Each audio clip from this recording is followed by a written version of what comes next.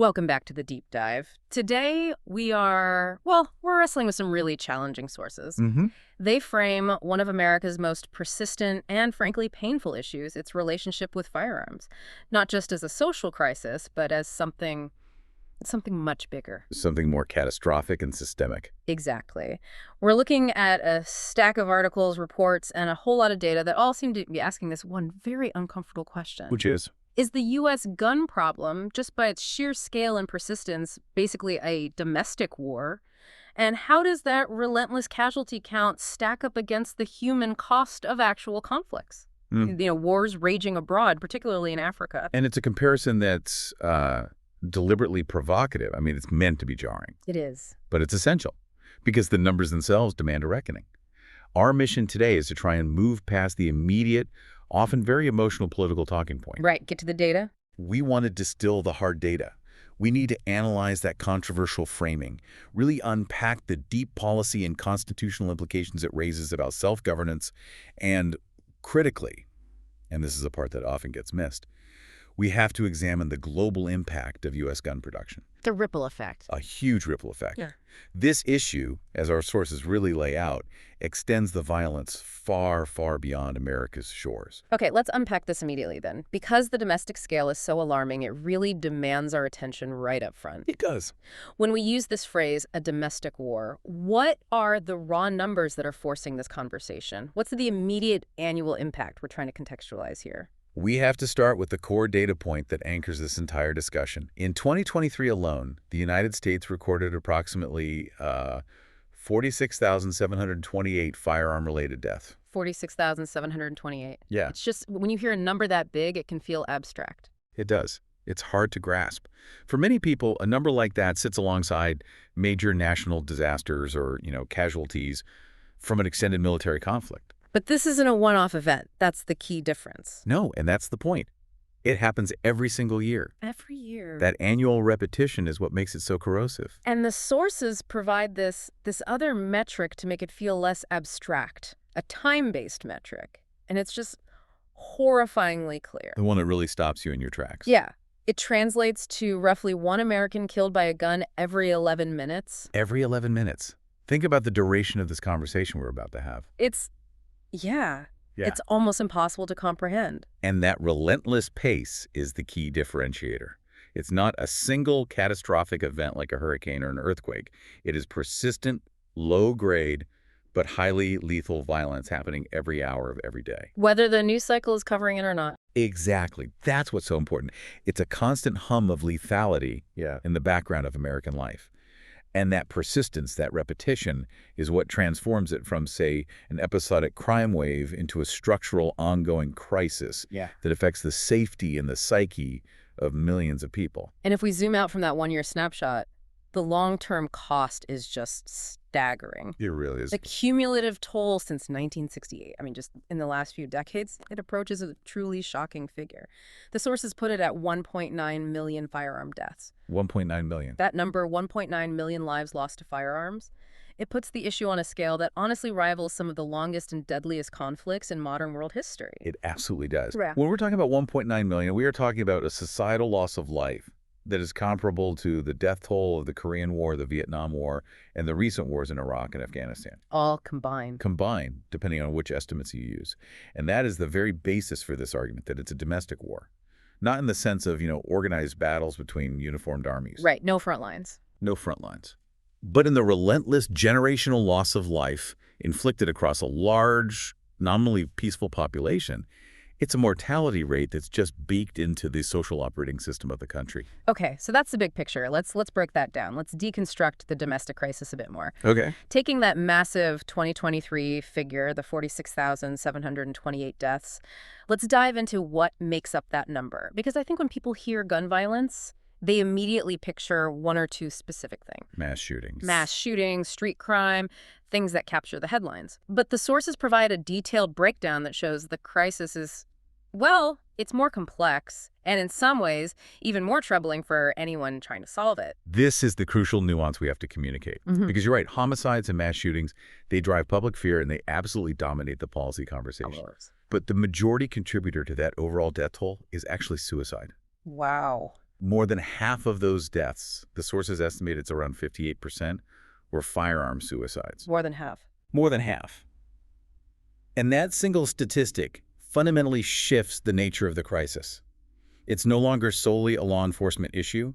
It becomes deeply entrenched as a public mental health crisis that is directly linked to the immediate availability of lethal means. And that access is it's the key variable there, isn't it? It's everything. The lethality of a suicide attempt using a firearm is exponentially higher than almost any other method. That's right. The chance of survival is incredibly low. So the tragedy of that 58% is that it's often an impulsive act, a moment of profound despair that leaves absolutely no opportunity for intervention, precisely because a lethal tool is right there in the home. Precisely. It turns a temporary crisis, a moment of acute despair, into a permanent tragedy. There's no second chance. Okay, so if 58% are suicides, that lives the homicides. The homicides account for about 38% of that total, which is still nearly 18,000 violent deaths. Yeah. One American inflicting lethal violence on another. 18,000. Even that figure on its own is an enormous rate of lethal violence for a high-income developed nation. It's an outlier. A massive outlier. I mean, to put that homicide figure in a global context, the U.S. has about 4% of the world's population, right? Roughly, yes. But those 18,000 firearm homicides represent a hugely disproportionate percentage of all the gun homicides in the entire industrialized world. It's not even close. It highlights that this culture of high lethality isn't just affecting people harming themselves, it's profoundly affecting how people interact with their neighbors, their communities. And beyond the raw numbers, our sources point to a really specific and concerning trend in recent history. Yes, the COVID period. The numbers went up dramatically during 2020 and 2021. They surged. This wasn't just a slight uptick. It was one of the steepest increases in gun violence rates in decades. And it was driven by a combination of factors. Absolutely. The sources suggest a few key things. First, the issue is highly responsive to broader societal stressors, like economic dislocation, job losses, loss of social connection, the isolation, increased political tension, and a burgeoning mental health crisis, all of which were just poured gasoline on during the pandemic. So it's like a barometer for the health of the society. In a way, yes. Right. It also demonstrates the volatility of the crisis. We might see modest declines now, but the speed with which that death toll can spike when the social fabric frays, it shows how fragile any sense of stability is. So it's like a chronic condition that can just flare up into an acute crisis at any moment. That is a perfect way to put it. Right. When we look at this historically, comparatively, we do have to acknowledge that this is actually the worst the U.S. has ever seen on a per capita basis. That's right. The sources are clear about that. The 1970s had a peak. So what was the rate in 2023? It was about 13.7 deaths per 100,000 people. Yeah. Which, again, is exceptionally high compared to peer nations like Canada or anywhere in Western Europe. Where the rate is often below 1. Or even below 0.5. But yes, historically, it is below the peak the U.S. saw in the 1970s and again in the early 1990s. So some might say, well, it's getting better than it was. And that's a fair point, but focusing only on the peak is, I think, misleading. The sources cite analysis from places like Johns Hopkins Public Health, arguing that despite these rate fluctuations, the persistently high numbers show that gun violence has become a long-standing public health crisis. So not just a crime problem, a health crisis. Yeah, exactly. It's chronic. It's relentless. And it demands the kind of prevention and surveillance strategies we would typically apply to an epidemic, like polio or, car crashes. Which we did with car crashes. We engineered safety. Yeah, we engineered safety. We didn't ban cars. We made them safer and regulated their use. The argument is that this is not just episodic crime. It's an endemic condition in American society. And the sources really drill down on this idea that the crisis extends far beyond the fatalities. Oh, absolutely. We have to consider the ripple effect, the societal trauma, that these tens of thousands of deaths and the many, many more injuries inflict year after year after year. We must. The secondary costs are, they're immense, they're pervasive, and they're often unquantifiable. You have the trauma, the impact on public safety, the crushing weight on mental health services and emergency rooms. Family instability, a parent lost, a child lost. The economic loss, the overall perception of security, it all degrades. And if we look for specific data points to try and grasp this, the sources provide a staggering aha moment. Which is? Surveys suggest that millions of Americans have direct personal exposure to gun violence. That is the part that really hits home. It makes that domestic war metaphor resonate. The data cited from The Guardian in our sources, it suggests approximately 1 in 15 adults in the U.S. have witnessed a mass shooting. Witnessed it. Not read about it, not saw it on the news, Is were there. proximity to lethal carnage. Think about the sociological implications of that. 1 in 15 adults. It's an incredible number. It's not just a statistic. That is the psychological burden carried by an entire society that has had to normalize the experience of extreme violence in shared common spaces. Places that are supposed to be safe. Schools, workplaces, supermarkets, theaters, places of worship. It introduces a level of anxiety into daily life that citizens in most other developed nations simply do not face. And that normalization of fear, the need to teach your children active shooter drills, Yeah. the constant low-level awareness of the risks, it becomes a pervasive societal crisis in itself. The presence of violence, whether you've been near a shooting or you're just constantly aware of the risk, it erodes trust. It erodes communal trust. Yeah. And it impacts mental well-being across the board, cities, suburbs, rural areas. It reinforces this idea that this isn't just a problem for one neighborhood or one demographic. It's a national affliction affecting the psychological landscape of the entire country. So when you look at that total loss of life, the 1.9 million over recent decades, and then you add the widespread trauma affecting millions more, that description, domestic war, it starts to feel less like hyperbole. And more like an attempt to find a word that fits the unprecedented severity and the persistent nature of the loss, all within a developed, stable democracy.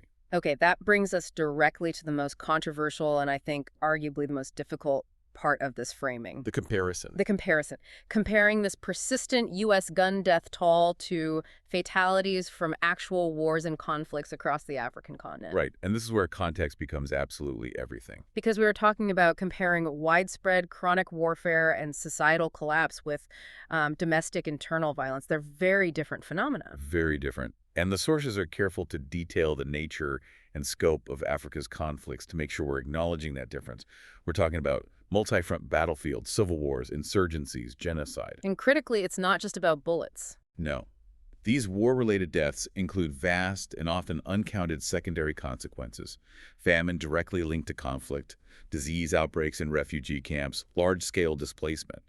These are systemic societal breakdowns that kill indirectly on a massive scale. And the numbers coming out of those conflict zones are just devastating. What do the sources tell us about the recent annual figures? So recent estimates compiled in our sources suggest that violent conflicts across the African continent may have resulted in over 160,000 fatalities in the recent 2023-2024 period. 160,000? And that's an aggregate number, covering crises in places like the Sahel, Ethiopia, and most acutely, Sudan. Let's just focus on Sudan for a moment to illustrate the sheer intensity of an acute conflict like that. Yes. The warfare in Sudan alone, just since 2023, has resulted in estimates as high as 150,000 deaths in under 2 years. In one country. In one country. These are massive, rapid surges of lethal violence concentrated in specific war zones. They displace millions of people and lead to resource wars. The death rate during intense fighting in a specific region can be astronomical, far higher than anything seen in the U.S. on a per capita basis. And if we zoom out again, historically, the overall scale of Africa's loss is even clearer. It is. The post-Cold War period, so from 1989 to 2024, saw Africa account for over 2 million war-related deaths. More than any other region in the world. More than any other region during that time frame. The sources highlight conflicts like the Second Congo War, which tragically had death tolls measured in the millions when you account for the disease and starvation directly linked to the fighting. Okay, so when we analyze the framing, what's the key finding? How do we make sense of this comparison? The key finding, and the sources repeat this, is that the comparison depends heavily on definitions and framing. You can't do a simple one-to-one calculation. Right. African conflicts, particularly during intense periods like a civil war or a genocide, can be acutely destructive, causing hundreds of thousands of fatalities in a very short span of time. But the U.S. total of 46,000 plus gun deaths per year, it compounds. Over decades, it also reaches millions in cumulative terms, as we established with that 1.9 million figure since 1968. And that is the tragic commonality. In long-term cumulative totals, both phenomena produce death tolls measured in the millions. But the context of the violence is just fundamentally different. Fundamentally, Africa's fatalities are defined as war-related deaths, involving armed combat and state collapse. The U.S. gun deaths are mostly internal, non-war violence, overwhelmingly suicides and homicides happening within the fabric of everyday life. Across cities, suburbs, rural regions. In a society that is internationally and legally at peace. So it's a comparison of acute geopolitical crisis versus chronic societal self-harm. And localized criminality. And while African war zones often have far higher immediate death rates during those intense periods, the U.S. faces this persistent, relentless death toll every single day across a nation that is immensely wealthy and secure. And that persistence is the core of the argument. It's the core point the sources want to highlight. The frequency and the persistence of the U.S. death toll happening relentlessly across an entire continent-spanning nation is what makes the issue so uniquely pervasive and alarming for a developed country. So the synthesis is, what's the takeaway from this difficult comparison? The synthesis is that both scenarios involve a massive loss of human life and societal disruption. In Africa, long wars can disrupt entire societies, creating life expectancy and development for generations. And in the U.S.? In the U.S., the gun violence impacts public safety, mental health, family stability. It's a crisis of a different type of severity, maybe more subtle in some ways, but tragic nonetheless. So the conclusion, as the sources put it, is that the U.S. gun death toll is a unique national tragedy. Exactly. And its persistent scale, tens of thousands every year, year after year, forces this profound reflection because it rivals war casualties in less intense conflict years. For a country supposedly at peace? For a country at peace. When you have a massive, stable nation enduring mortality levels that start to parallel conflict zones, you are, in effect, normalizing a state of domestic war for an entire generation. Which brings us directly to the policy paralysis. The reason this chronic tragedy continues, The Great American Divide. the polarization in the U.S. effectively prevents solutions from scaling up or even being implemented in many places. Yeah. And the sources provide a really detailed breakdown of the philosophical and practical friction points. So let's start with the pro-gun rights perspective. Okay. It's fundamentally rooted in the Constitution. It is. Argument number one is always the Second Amendment guarantee. Proponents argue quite vehemently that the amendment protects an individual's freedom to own and carry firearms for self-reliance. And it's not just about hunting or sport. No, it's framed as something much deeper. It's the ultimate civic safeguard against government overreach. The idea that an armed citizenry is the final check on a state becoming tyrannical. It's a philosophical pillar of a very particular vision of American freedom. And for many proponents, this is a non-negotiable absolute right. An absolute right, one that cannot be infringed upon, regardless of the consequences of modern lethality. But the counter-argument immediately brings up the issue of context. The modern context, the interpretation of that right. The argument is that the Second Amendment was written for an era of single-shot muskets, for citizen militias who owned the military technology of their time. And the founders, the argument goes, could not possibly have envisioned today's military-style semi-automatic weapons. High-capacity magazines, weapons that allow a single individual to inflict mass casualties in seconds. The modern context is overwhelming internal violence, not the threat of a foreign invasion or resistance to a tyrannical state. And that philosophical tension is where the gridlock begins. It's the core of it. Okay, moving beyond philosophy to the more practical arguments. What about the idea that guns are necessary for security? That's the pragmatic argument number two, the necessity of self-defense. Advocates emphasize that in situations where crime rates might be high or where police response times are slow, guns deter crime and allow citizens to protect their families. The good guy with a gun argument. Essentially, yes. The idea that criminals will think twice if they know their target might be armed, it's framed as the right of vulnerable individuals to protect themselves when the state cannot. But this is where the sources introduce some really powerful counter-evidence from the public health world. Yes, specifically the research from the Harvard School of Public Health. And that research, it basically says what? It provides a very powerful counter-argument. The research consistently shows that, statistically speaking, guns in the home are far more likely to be used in suicides, accidents, or domestic violence than in a successful defensive shooting against an intruder. So the tool you buy for protection is more likely to cause harm to you or your family. That's what the data suggests. It shifts the discussion from a hypothetical defense scenario to a measured statistical risk. The presence of a firearm, in many cases, increases the net risk of harm in the home. The third major argument touches on something more cultural, intangible. Culture, history, and identity. For tens of millions of Americans, especially in rural communities, gun ownership is an embedded cultural freedom. It's part of who they are. Exactly. It's tied to traditions like hunting, sport shooting, a sense of historical frontiersmanship. So restricting access is seen not just as a legal limitation, but as an attack on their identity and way of life. A form of profound disrespect for deeply held values. Yes.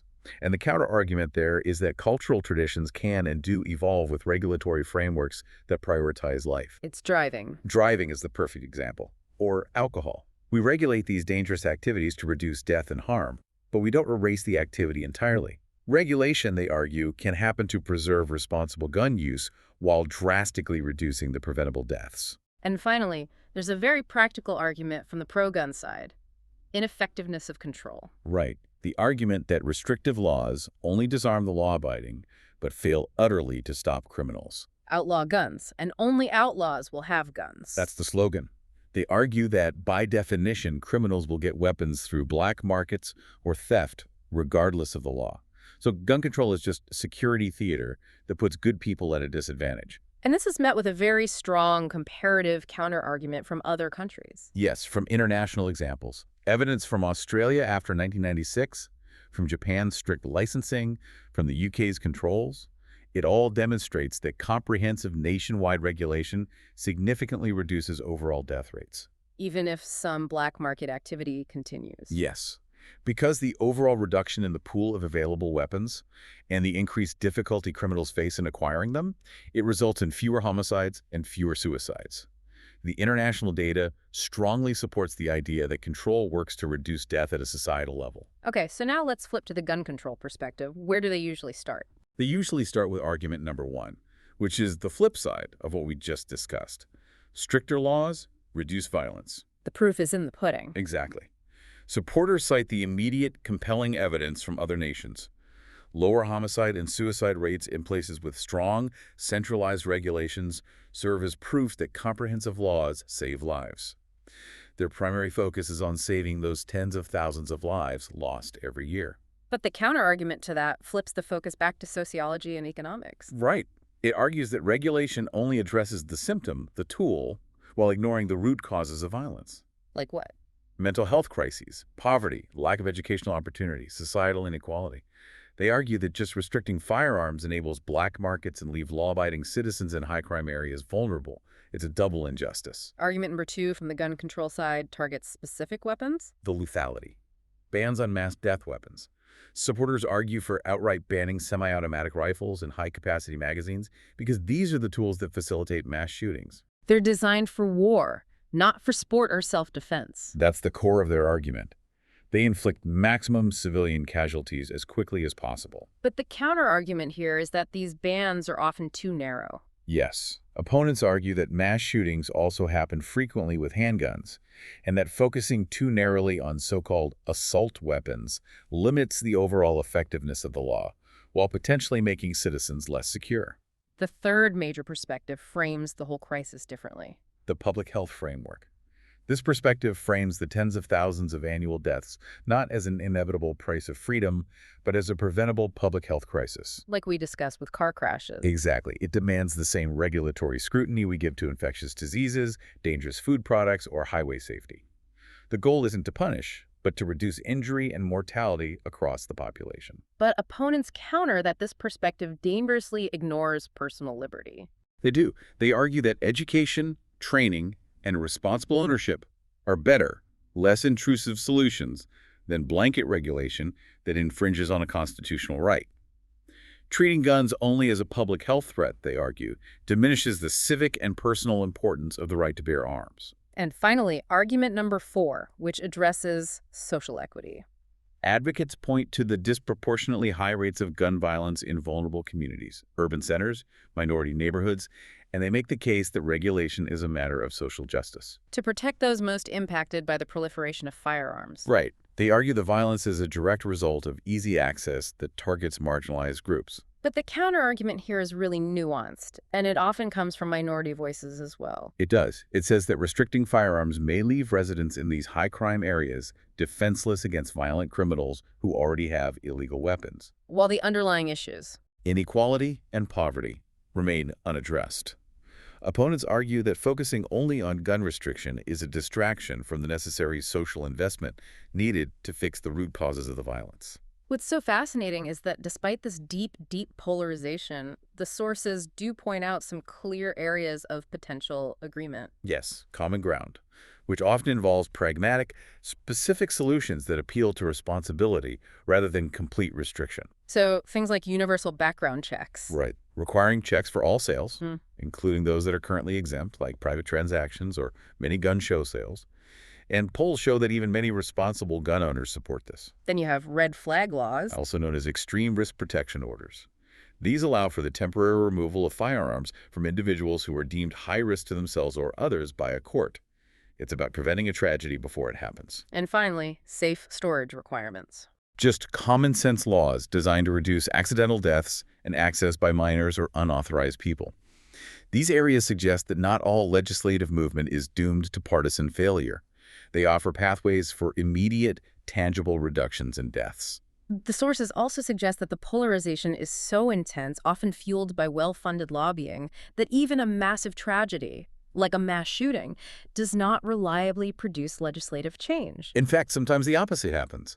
Gun sales spike. Which leads us to a fundamental and pretty frightening question. If the legislative path and the judicial path are deadlocked, is the problem itself structural? Does it demand a constitutional recalibration? And that's where we bring in the intellectual challenge posed by the framers themselves. As it's referenced in the sources, you have the wisdom of someone like Thomas Jefferson, Right. who suggested the Constitution was never meant to be a static document.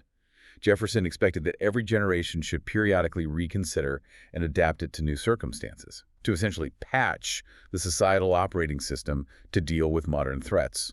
And the structural problem is clear.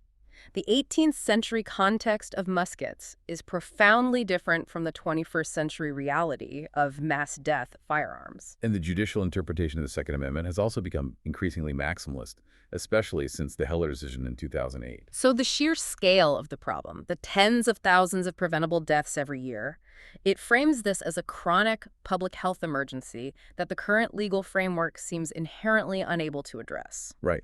If the Constitution, as it's currently interpreted, is effectively blocking evidence-based solutions, then maybe the issue has to be framed as a constitutional challenge demanding structural action. So if advocates were to follow that Jeffersonian concept of a generational review, a constitutional convention is presented as this, theoretical structural solution, a way to bypass the gridlock. The ultimate reset button. If they pursued that, what specific reforms would they likely target? Well, primarily they would look at redefining the Second Amendment. The goal wouldn't necessarily be repeal, but to reframe the right to bear arms in the modern context. To explicitly balance it against public safety. Exactly. To limit the types of weapons that can be carried by civilians. This would allow legislatures to enact bans on military-style weapons without immediate judicial invalidation. They would also certainly aim for coordination. Oh, absolutely. The current system is a fragmented mess. A patchwork of state and federal laws that allows weapons to flow easily from states with lax laws to states with strict ones. The iron pipeline. The iron pipeline. A constitutional mandate could harmonize laws across the country, creating a uniform standard for background checks and ownership. And critically, a convention could involve elevating public safety. Establishing the prevention of mass harm as a guiding constitutional principle, right alongside personal rights. This would fundamentally shift the legal calculus, forcing courts and legislatures to give greater explicit weight to the collective safety of the population. This sounds like a profound and, given the scale of the tragedy, maybe a necessary discussion. But the sources are very quick to acknowledge the massive risks involved. Immense risks. This is not a surgical procedure. It's open-heart surgery on the founding document. Because a convention could open many constitutional provisions to change, not just the Second Amendment. Everything could be on the table. Activists on all sides would mobilize. You could jeopardize settled law on everything from free speech and property rights to election rules. It could just make the polarization even worse. It could drastically exacerbate it if it's not structured with extreme care and bipartisan agreement, which seems like a difficult prospect in the current climate. So we're left with the synthesis. The scale of the problem demands deep reflection and structural change because the U.S. risks normalizing domestic war as a generational reality. The question isn't whether change is needed, but whether the existing institutions are even capable of delivering it. It's a sobering thought. And that brings us to the second major theme in the sources, the massive and I think often underexamined global security problem caused by the sheer output of the U.S. gun industry. It's not just an internal problem. No, it's an export and proliferation problem on an epic scale. It is the ultimate paradox. The U.S. is the world's leading firearms manufacturer and consumer. It's feeding an internal market where civilian ownership exceeds 400 million weapons. Which is more than one gun for every person. About 1.2 guns per person. And this massive volume of weapons creates an inevitable surplus, a constant, easy supply that just spills out across its borders, often into the hands of organized crime and conflict groups. And the production data from the sources really illustrate that scale. They do. Between 2017 and 2023, the U.S. industry produced 76.1 million firearms domestically. In that same period, 4.3 million were exported internationally. And that's just the legal exports. That's just the legal ones. Whether they're legally sold or diverted or stolen or trafficked, this massive, relentless output ensures that weapons are constantly crossing borders and fueling instability all over the world. The consequences are immediate and deadly, especially when we look at our nearest neighbor. The sources lay out a compelling and frankly terrifying case study about Mexico and the cartels. It illustrates perfectly how U.S. gun policy is intrinsically linked to transnational organized crime. The scale of trafficking into Mexico is staggering. It basically turns the border region into an arms pipeline. It does. Mexican authorities estimate that roughly 200,000 firearms are smuggled into Mexico from the U.S. each year. 200,000. Every year. Yeah. That is not a marginal flow. That is a constant military-grade rearmament of criminal organizations. And the crime tracing data, it confirms the U.S. origin point unequivocally. It does. Of the firearms recovered and traced by Mexican and U.S. authorities between 2017 and 2022, about 68% originated in the United States. 68%. That number is the crucial link. It proves that the vast majority of the lethal weaponry used by cartels, the high-power rifles, the semi-automatic firearms, are legally purchased in the U.S. and then trafficked south. And the human cost of this is just catastrophic. U.S.-made guns are cited as the tools of mass murder contributing to Mexico's 30,000-plus homicides annually. It feeds this vicious drug violence feedback loop. U.S. drug demand funds the cartels, and the U.S. gun supply arms them to maintain control and fight the government. The U.S. market enables the tragedy on both ends. This has led to intense bilateral tensions, even a lawsuit. The Mexican government's unprecedented lawsuit against U.S. manufacturers. Now, that lawsuit was ultimately dismissed because of existing U.S. legal protections for gun makers. What did that? But the filing itself alleged that manufacturers were knowingly supplying hundreds of thousands of guns annually into the trafficking stream. It highlighted the perceived magnitude of the problem at the highest governmental levels. And beyond Mexico, the problem just spreads across the region, Central America, the Caribbean. Which are often overlooked in the U.S. gun debate, but suffer from extraordinarily high murder rates. And it's the same story. A very similar story. Approximately 69% of firearms seized in Central America and the Caribbean originated in or were legally imported into the U.S. before being trafficked. So this flow contributes directly to the high murder rates in places like Jamaica and the Bahamas. It destabilizes entire small island nations. The ease of acquisition in the U.S. directly undermines the safety of entire regions that are struggling with development. And the global shadow extends even further, doesn't it, into the most unstable parts of the world. Linking U.S.-made small arms to the prolongation of civil wars in Africa and the Middle East. How does that happen? The mechanism is usually diversion and black market sales. Weapons intended for the domestic market, or even those supplied through official contracts to allies, they get diverted, stolen, or sold on black markets. And end up in conflict zones. In countries like Liberia, Sierra Leone, the Congo, U.S.-made small arms, ending up in the hands of militias and rebel groups, have prolonged civil wars and contributed to hundreds of thousands of deaths. The high demand for cheap, lethal, portable weapons ensures American firearms are highly sought after by those fueling instability. So, what are the enabling factors in the U.S. market that allow this massive leakage to happen? It's not just a few isolated cases, it's structural. It starts with the gaping loopholes in U.S. domestic law. Traffickers exploit weaknesses like private sales and gun shows, where universal background checks are often absent. This allows an agent of a cartel to buy high volumes of weapons with cash and no federal record. And a core mechanism is the straw purchase. Can you explain that? A straw purchase is where one person who can pass a background check buys a gun legally for someone who cannot, like a cartel operative or convicted felon. So they're a clean buyer acting as a middleman. Exactly. And because the person buying the weapon is legally eligible, these sales are very difficult to stop unless you can prove their intent. It's a core trafficking method for cartels to get their high-powered rifles. And a relatively new complication is the rise of ghost guns. Privately made, untraceable firearms constructed from kits. They don't have serial numbers. They bypass regulatory oversight. Which complicates any effort to trace them internationally. Significantly, when they inevitably cross the border, they create a layer of anonymity that criminals crave. Finally, we have to talk about the fundamental legal shielding that enables this massive scale of production. Yes, U.S. law, specifically the Protection of Lawful Commerce in Arms Act, or PLCAA. And this law does what, exactly? It largely protects manufacturers from liability for crimes committed with their legally sold products, even when those products are proven to be routinely trafficked abroad and used to fuel wars. So that's the ultimate enabler, isn't it? It really is. If the industry is protected from lawsuits for the global harm their products cause, there's no financial or legal incentive for them to change their distribution practices to prevent this leakage. That lack of legal accountability allows the massive scale of production and distribution to just continue unabated. The industry doesn't have to bear the costs of the resulting domestic and global harm. The sources frame this clearly. The U.S. gun industry, by its protected status and overwhelming output, is effectively a global force multiplier for violence.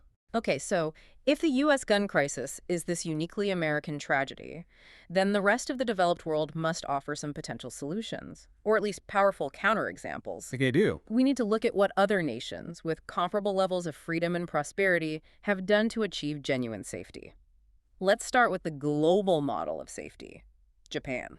Japan is the benchmark for low gun violence because their approach is absolute. It's deeply rooted in both their culture and their law. Fewer than 1 in 100 Japanese citizens owns a firearm. 1 in 100? Ownership is incredibly rare, it's highly regulated, and it requires an intense licensing process, mandatory training, specialized storage facilities, rigorous psychological screening, all reviewed annually. And the outcome of this is just stark. It is. Japan's homicide rate hovers around an astonishingly low 0.3 per 100,000 people. Compared to the U.S. rate of about 5 per 100,000. It's a different world, an order of magnitude difference. And because lethal means are simply not available, gun-related suicides are also vanishingly rare. And the key lesson here, as the sources emphasize, is that Japan is a vibrant, stable, non-authoritarian democracy. Absolutely. Its citizens enjoy robust civil liberties, free speech, a highly functioning democratic government. The absence of widespread gun ownership has not compromised their freedom. It has simply removed a primary modern tool for mass harm, proving definitively that high security is entirely compatible with liberty. We also have examples of countries that dramatically changed course after a major tragedy, showing that policy action can have immediate and profound effects. The leading example is Australia. Australia's case is often highlighted because of the swift and decisive action taken by a conservative government after the 1996 Port Arthur massacre. What did they do? They instituted a mandatory national gun buyback program, they banned semi-automatic weapons, and they tightened all firearm licensing laws significantly and centrally. And the result was? Equally dramatic. Mass shootings have effectively disappeared in the decades since the reforms. And overall gun deaths plummeted, with studies showing a significant lasting drop in both firearm homicide and suicide rates. The data there is definitive. Comprehensive regulation works. And similar robust controls exist in other developed nations. The UK, after the Dunblane School massacre, banned most handguns. Today, their gun-related homicides are around 0.2 per 100,000. Again, just a fraction of the U.S. rate. It reinforces the powerful correlation between low civilian ownership and minimal gun violence. South Korea also has very strict rules preventing civilians from keeping most firearms at home, leading to negligible gun crime rates. These international examples directly contradict so much of the rhetoric used in the American policy debate. They do. And the sources use this evidence base to thoroughly debunk some of the core American gun culture myths that impede progress. So let's start with myth number 1. An armed citizenry protects freedom. This is that core Second Amendment argument that America needs to be armed to prevent tyranny. And the counter-argument is clear and backed by global reality. Evidence from Japan, South Korea, the UK, Germany. It all shows that vibrant democracies thrive and citizens enjoy robust freedoms without a gun in every home. So the right to bear arms is not a prerequisite for freedom. The evidence suggests it is not. In fact, some might argue that the freedom from fear and constant violence enhances liberty. Okay, next we address myth number 2. Gun control doesn't work. This is the idea that regulation is futile because criminals don't follow laws. This is just debunked by the consistent global data we just reviewed.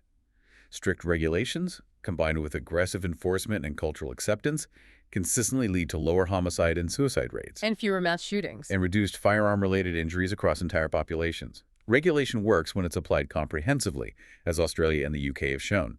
It limits the supply of lethal weapons into society at large. And finally, myth number 3. Removing guns makes people vulnerable. This is tied back to that self-defense argument. Right. But the counterargument is that overall societal safety increases when markets are regulated. Law-abiding people in countries like Australia and Japan live safely without personal firearms because criminals and unstable individuals cannot easily acquire weapons.